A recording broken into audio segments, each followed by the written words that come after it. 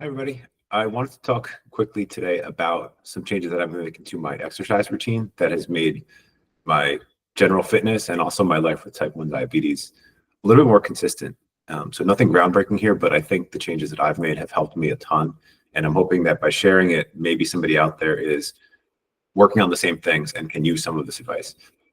So there's a lot to this conversation, and I'll make this one short. We can do more videos if anybody is interested. But to start with, I want to talk about protein and tracking the amount of grams of protein we get per day and what that can do for our fitness and for insulin usage. So first off, I have no issue with carbohydrates, with fats, or any nutrient.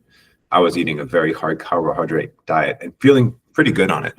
But one of the things that I've been working on over the last few months was I was really trying to dial in my fitness. I wanted to get larger muscles. I wanted to get stronger, and I wanted to lose some body fat percentage. So for some context around that, I started this adjustment at about 220 pounds, 17 or 18% body fat, and eating mostly carbohydrates, maybe 300 grams of carbohydrates per day. I started working with a new coach recently after sort of plateauing and not really making too many changes. One of the first things that he asked me to do was do a log for 3 days of my protein intake.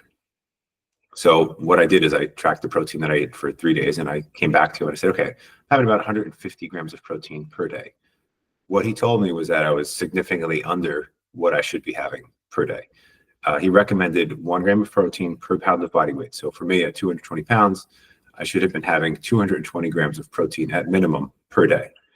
Now, I made those changes, and almost immediately, maybe it was a placebo effect, but almost immediately, I felt stronger. I felt stronger in the gym. I was doing more weights. I was doing more reps. I felt great. What I started to know, again, maybe placebo, maybe not, but it felt like I started to look bigger in the weeks that followed. What I also noticed objectively was that in tracking my weight went down to about 215 pounds. My body fat is currently at about 14%. So I've gotten down 2 or 3% in body fat as well. Now, the reason I bring this up is because I'm sort of moving past that plateau finally. And B, it's that I really just had no idea that I was so low on protein. I thought I was pretty high on it, and I wasn't. So making that change was insightful. Now, as a type 1 diabetic, the other thing that I've noticed is that my blood sugar has been a lot more consistent. There is no issue with eating carbohydrates or fats or any other nutrient. But when you do eat a high protein diet, that protein can help blunt the effects of a post-meal glucose spike. So the net effect of that is actually sort of piling onto the weight and the fat loss, in that I'm actually using significantly less insulin than I was up until I made this change. In fact, I went from about 42 units per day before making my change to about 35 to 37 today. So I'm using less insulin. I'm having less of those glucose spikes, which I believe also means I'm less likely to be storing body fat, which can sometimes happen when we use a lot or excess insulin, or we're eating a very high carbohydrate diet that requires that, and our blood sugars tend to stay higher. So it's really been like a significantly positive change for me. And really all it was to start with was adding more protein to my diet. The other thing that this does is if you're trying to keep your overall daily calories relatively the same, then naturally, if you increase the protein, you're gonna have to decrease either the carbohydrates or the fats.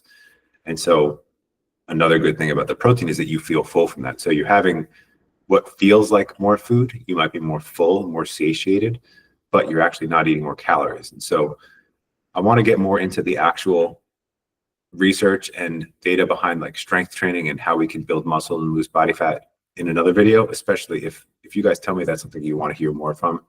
As like a type 1 diabetic doing that stuff, I'd be happy to. But to start with, just look at your protein. I would encourage you to do a log of 3 days just to track what you're eating before you even make any changes, so you have a feel for it. And then sort of self-assess and say, okay, what am I eating? What are my goals? How do I feel? How am I using my insulin? And consider what I'm talking about here.